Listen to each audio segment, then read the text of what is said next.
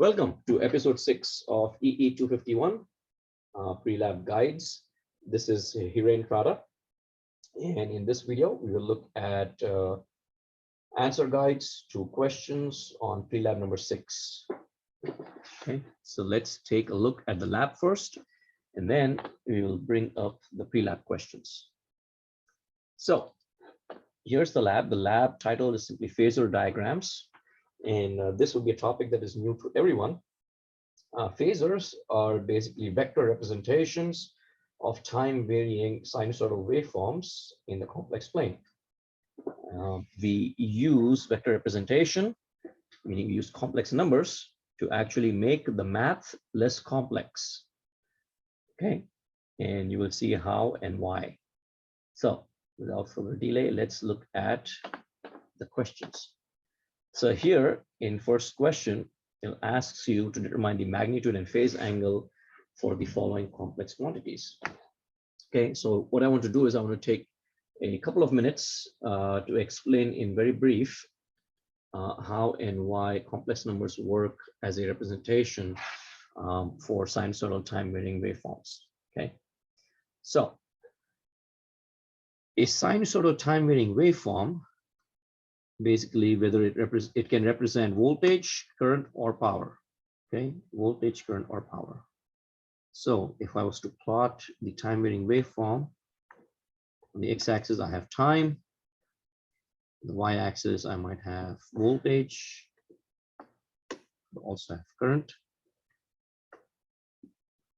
So let me write down at the same time.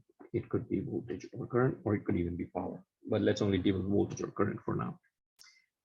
In a time varying waveform will have certain frequency, it will have certain amplitude. Frequency and amplitude have to do with the x and the y axis. So the x axis is time.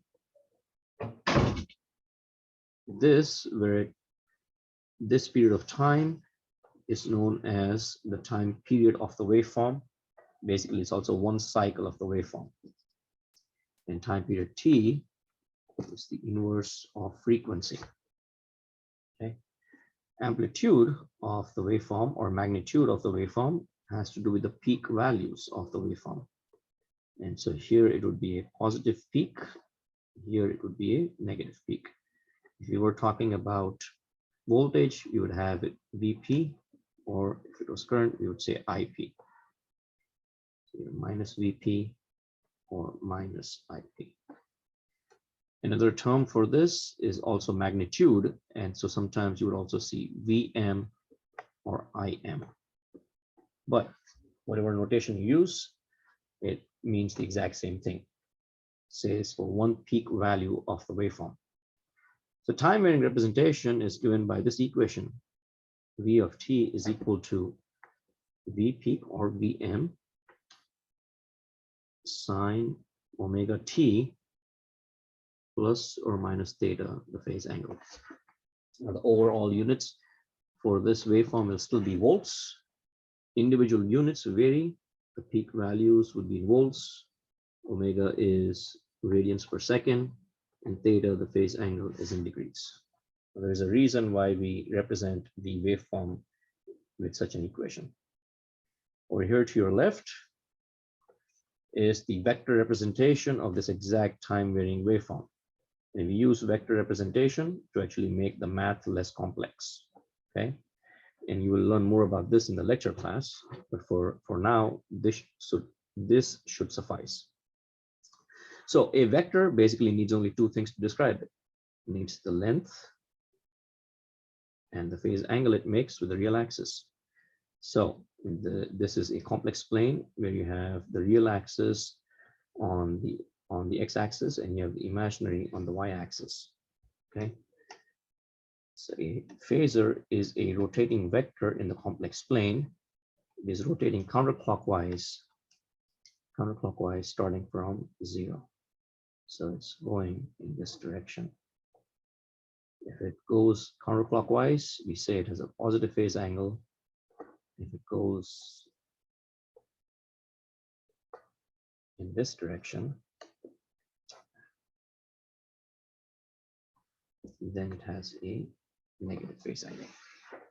Okay, negative phase angle. Okay, so having said that, how do we represent this as a phasor? Well, we simply take V of t, we take the magnitude, and we take the phase angle, and that gives us the phasor as a vector representation in the complex plane. That's it, as easy as that. One thing I would like to point out is that this waveform has to be in cosine form in order to be able to actually do this. For now, it's not a concern for you. Simply know that if it's Vp cos omega t plus or minus theta, you can directly write the phasor as Vp with a phase angle of theta. So magnitude Vp and the phase angle theta. So we plot that waveform over here. We can say R is equal to Vp and of course phase angle theta. Now, those are the polar coordinates of that waveform. R with a phase angle theta. The projection of that vector on the real and the x-axis gives us the rectangular coordinates. So A plus JB.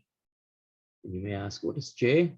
Well, J represents the imaginary number in electrical engineering because I is reserved for current. So you better get used to J because in AC analysis for the rest of the chapter, the rest of the course, that is what you will be using.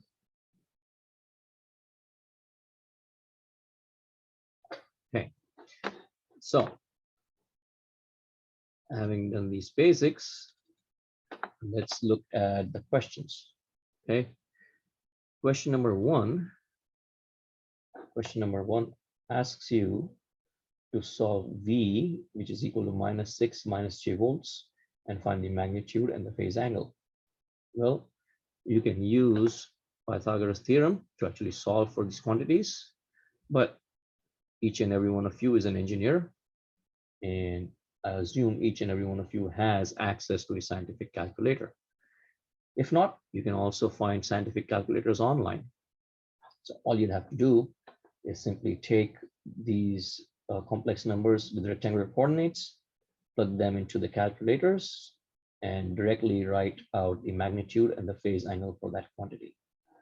So for the first one, which is -6 minus j, -6 minus j, all you have to do is plug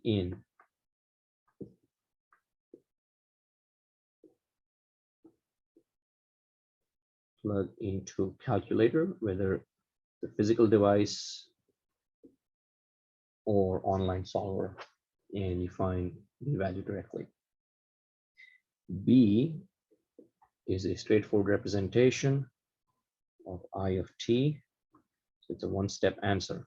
I of t is IP cosine omega t plus or minus theta. So you should be able to find the magnitude and the phase angle directly from there, right?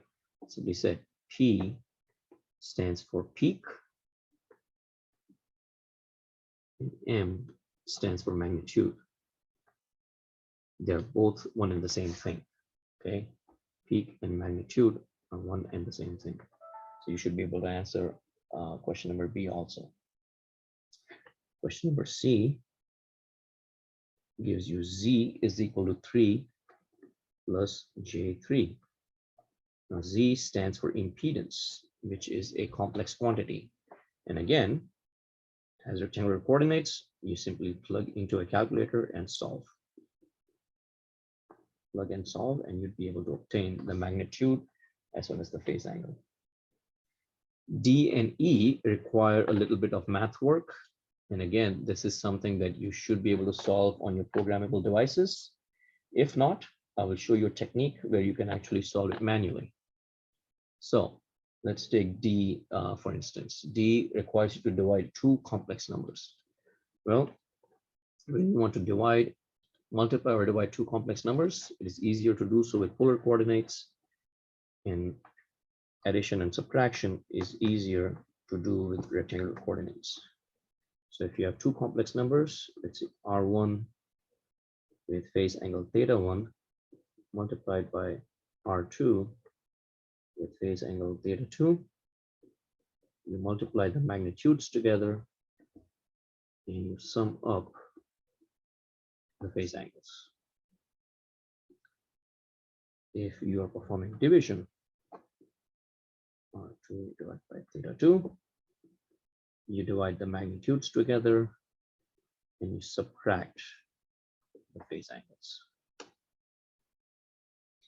Addition and subtraction, you have A plus or minus JB, and if you're performing addition or subtraction with another complex number, C plus or minus JD, it simply becomes you add or subtract the real numbers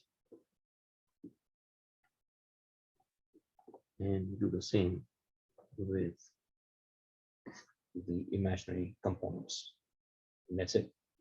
And so if you have if you're dividing or multiplying two complex numbers, you will first transform from rectangular coordinates to polar coordinates, then you perform the division, and then you'll have the answer for the magnitude and the phase.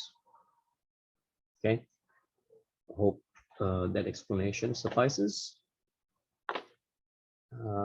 So that was for the math. Let's look at question number 2. Question number 2 asks you for the impedance of a capacitor and an inductor at a frequency of 500 Hertz. Well, for that, you would go in here into the lab write-up, and you have equations j omega L and j1 over j omega C. And it should be, let's see if I can find the answer right here. There we go. Impedance of an inductor is equation 6-9. Impedance for a capacitor, ZC, is equation 6-12.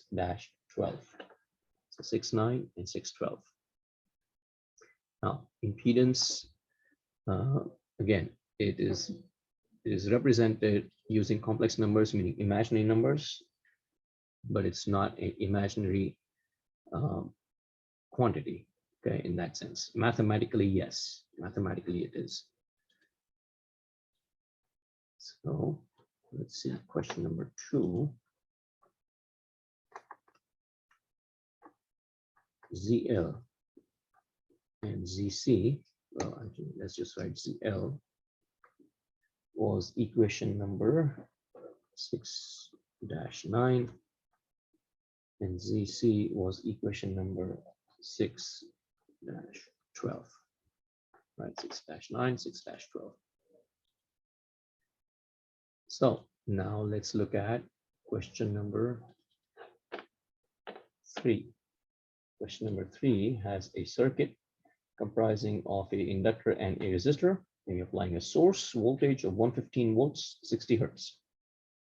We're asked to find the total equivalent impedance, the current I, voltage across the inductor VL, and voltage across the resistor VR. We are asked to express I, VL, and VR in phasor form, and also as functions of time. So let's take a look at how you're going to solve this. The equations that you need, again, are right here. ZL is j omega L. So if you want to find ZEQ, it's in series, you simply add them up. And then, of course, Z impedance is the same as V over I. Ohm's law still applies in AC analysis. Okay, Ohm's law still applies in AC analysis. So let's look at the steps you need to follow.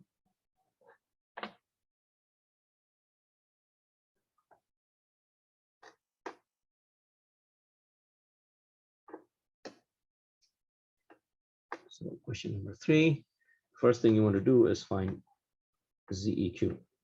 ZEQ is simply R plus ZL because they're in series, right? And because you're adding it up, you want the rectangular coordinates.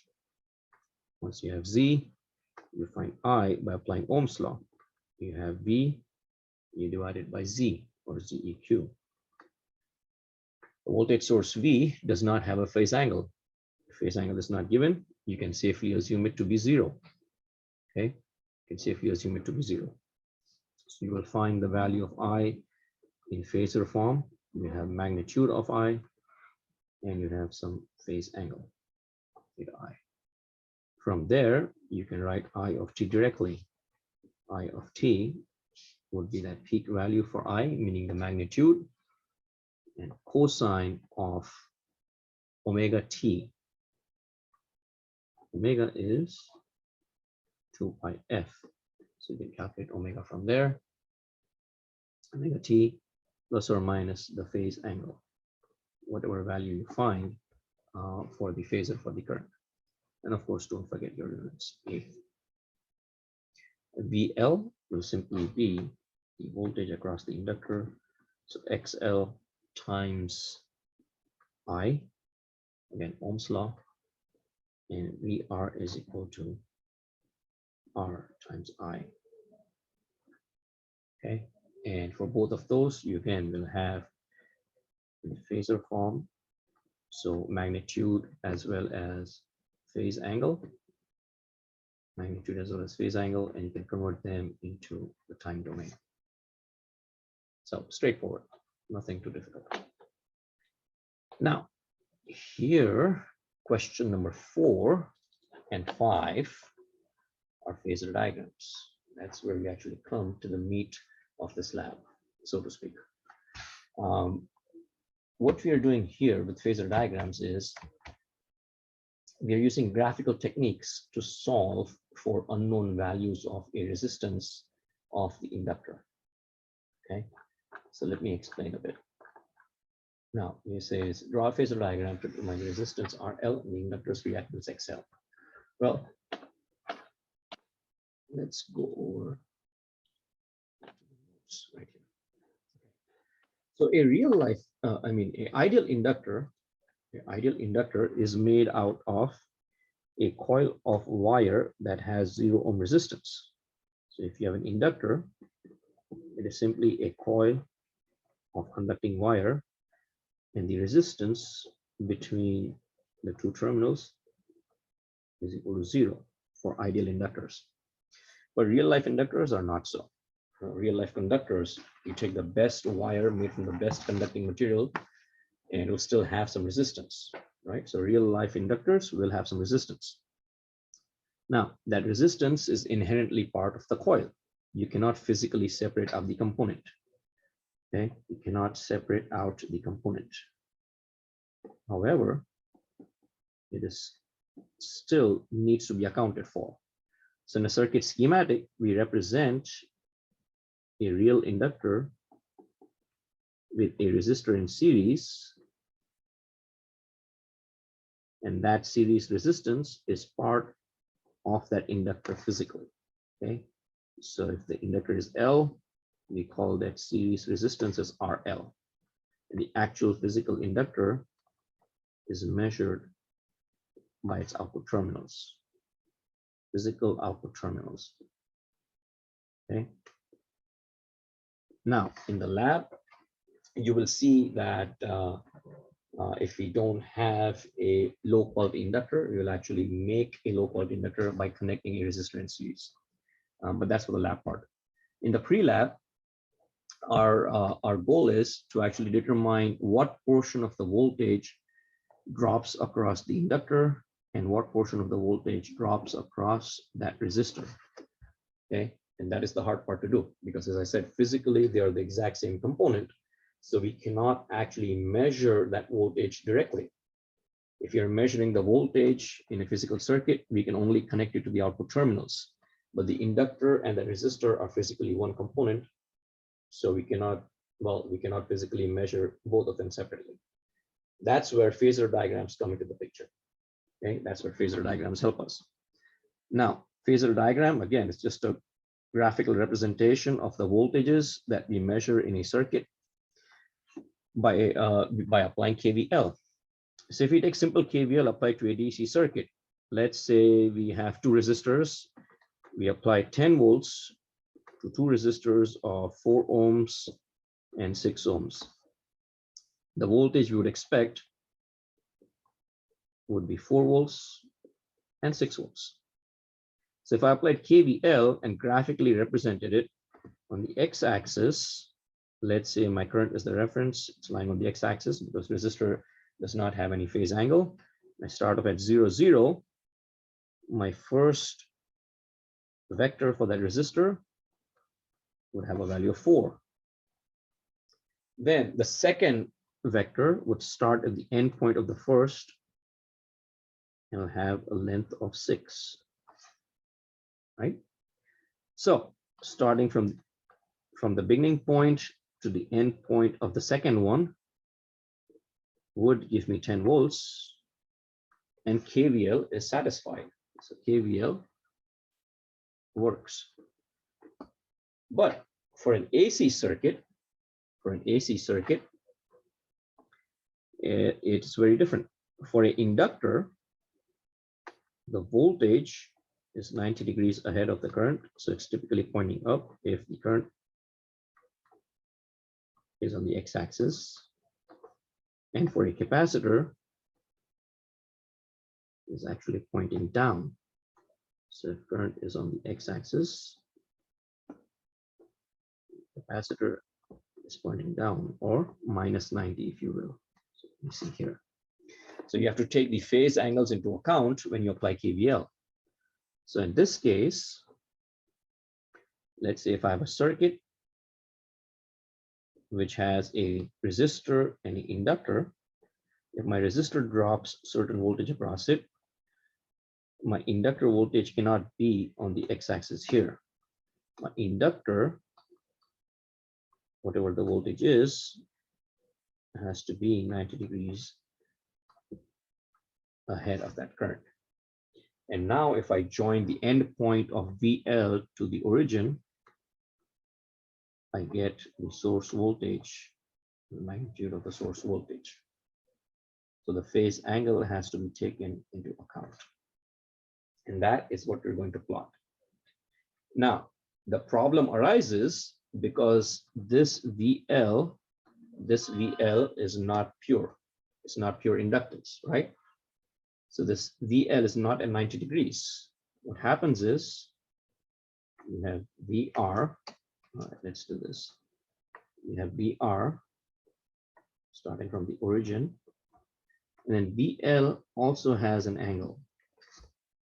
Okay, because VL is not just the inductor voltage, it is actually measuring the inductor voltage plus the internal inductor resistance voltage. Okay, in our lab, we refer to it as VZ. So we're going to call it as VZ. Okay, and when you join these two together, you get the total source voltage, VS. Actually, let me write down VZ here. And then what we do is we drop this to the x-axis, and that gives us the hidden voltage across that hidden resistor, VRL, and this VL is the actual voltage that is dropped across that inductor. And that, in short, is the phasor diagram. That is what we are going to solve. Okay, that is what we're going to solve. So in the lab, what we are doing is we will be measuring VR, VZ, and VS, and then we'll plot the phasor diagram to determine how we can calculate VRL and VL. So here in PreLab number or question number 4, we are given that VS is 30 volts, VR is 20, and VZ is 20. I is given as 2 amps. Because it's a series circuit, the current I is the same for all. We don't need the phase angle for now. We're simply saying that I has 0 degrees because that's a reference. And we will use an online graphical software to actually plot our waveforms or phasor diagrams. So let me bring that up. And here we go. So again, we have the 3 quantities that we need to plot, that is VS, VR, and VZ. And what I'm going to do is I'm going to plot it in GeoGebra. So geogebra.org is the website you need to use. And here you want to go to GeoGebra Classic. When you get to GeoGebra Classic, here this opens up. And this is what I'm going to do. What I want to do first is I want to plot a segment for VR. So VR is going to be on the x-axis. Now value for VR is given to me as 20 volts RMS. Okay, 20 volts RMS. So I'm going to plot a segment, not a line, but a segment going from 0 all the way to 20. Now it doesn't matter where and how you plot this because you can change. So let me see. That's not a good start.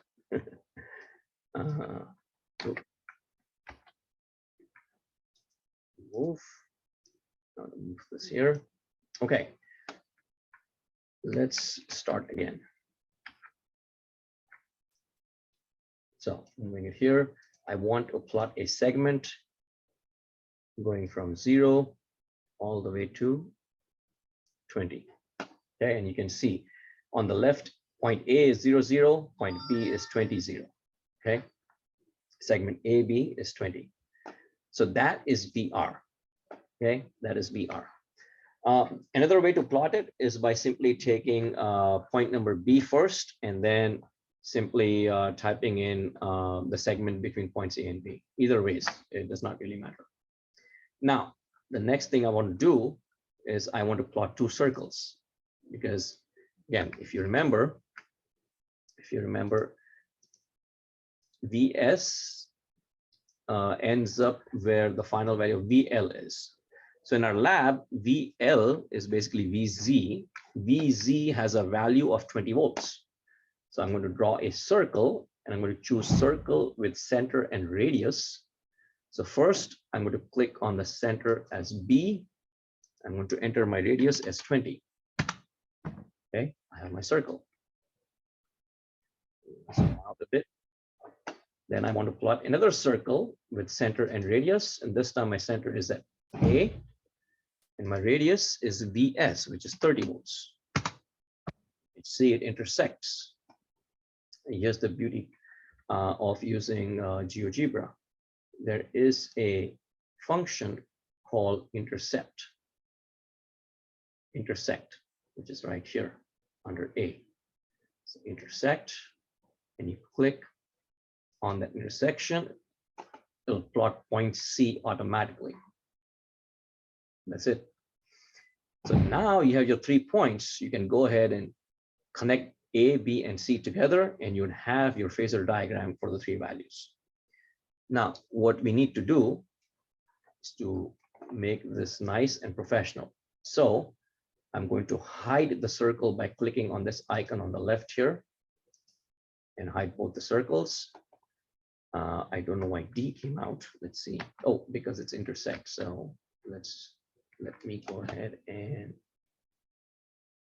hide D. Okay. Now I want to create a segment that joins basically C and B together, and then join C and A together. Okay. Again, hide the circle after the fact. Now, intersect C, as you can see, has a value coordinates 22.5 and 19.84. 22.5 x-axis coordinate is what I'm interested in, because what I'm going to do is I'm going to drop another segment, and I need to drop it vertically. I need to drop it vertically right here.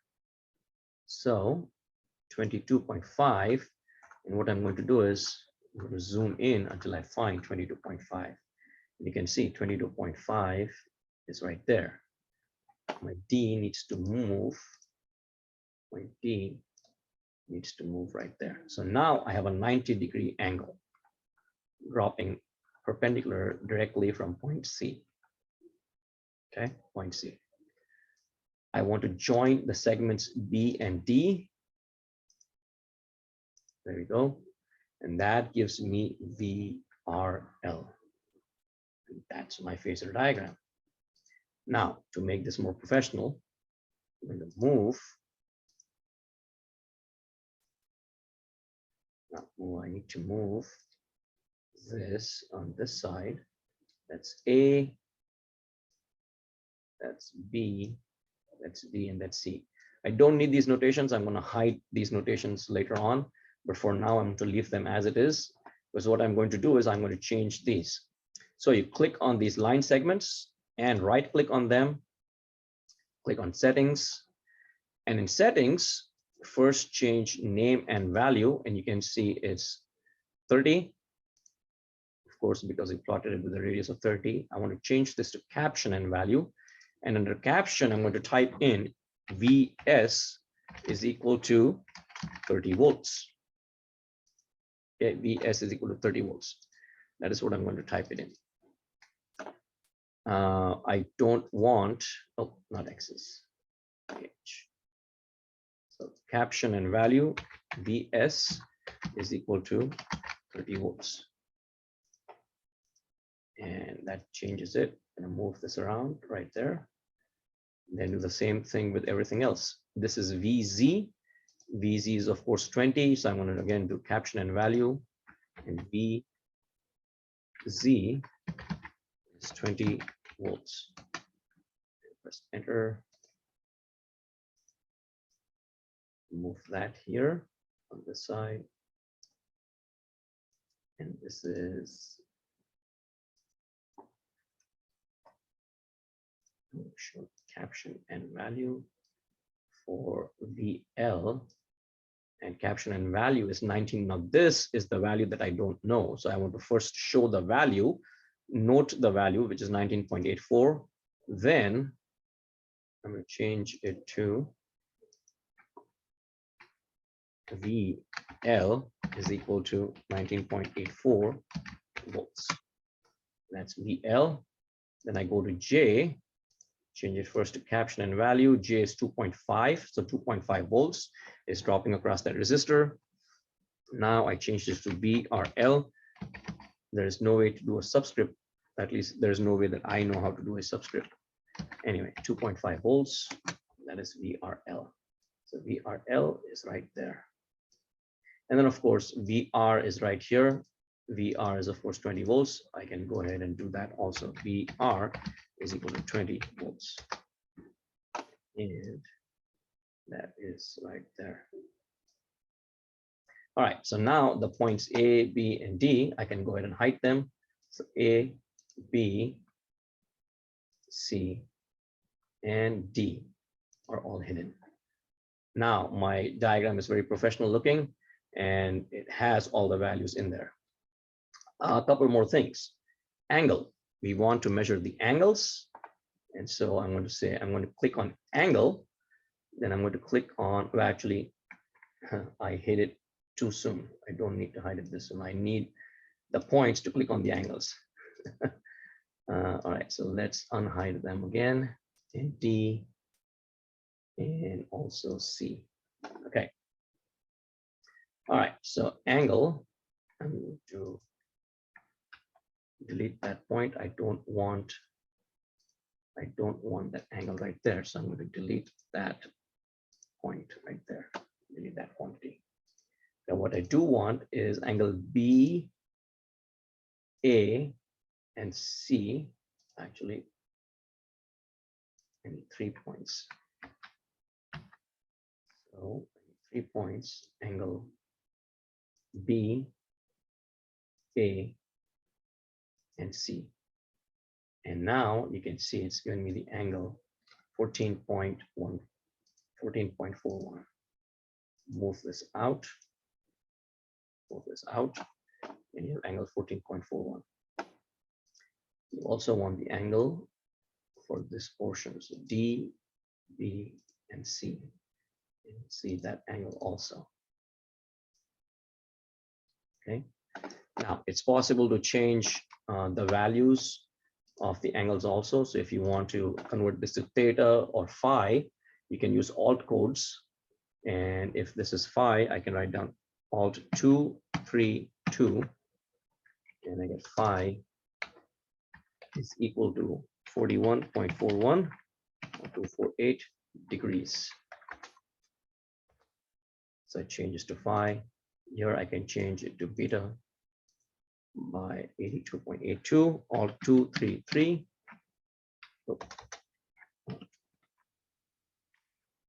That gives me theta, and theta is equal to 82.82 degrees.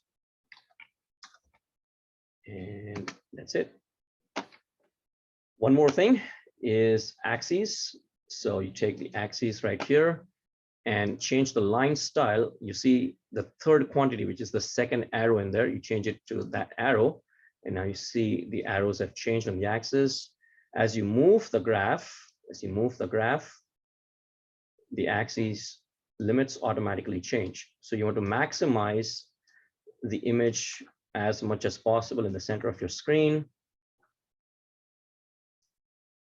And then what you want to do is you want to go ahead and export image.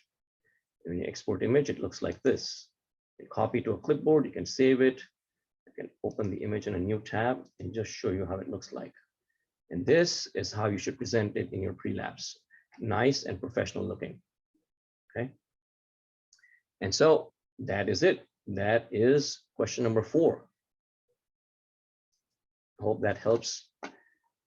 If you go to question number 4 and you look at the lab write-up, the lab write-up tells you exactly what you need to do to create that phasor diagram. So please read through the steps. Do not skip over. It shouldn't take you longer than 10 minutes. If you have further questions, you feel free to reach out to your instructors. You reach out to me, and we'd be happy to answer them. Question number 5 is the exact same as question number 4, except we now also have a capacitor in there. And when you have a capacitor in there, well, you have to plot a capacitor also in that phasor diagram.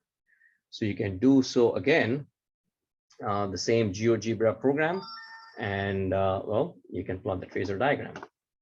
The rest of the quantities can be answered from the equations that are present in the lab write-up. So quality of an inductor is given by XL over RL. And then of course you can derive an expression for C. Again, it's in the lab write-up. Now, one thing I'd like to point out is if you go to that GeoGebra program and you create and save this file, you can actually move the values around. So if you have saved this and you come into the lab, all you'd have to do is you change my circle radius is 20. I can change it to 15 and my diagram would change. Okay, so you can keep a saved copy of this entire phasor diagram along with you. And when you come into the lab, all you'd have to do is change the radius of the 2 circles and the quantity of the resistor voltage, and you'd be good to go within a few minutes. So there you have it.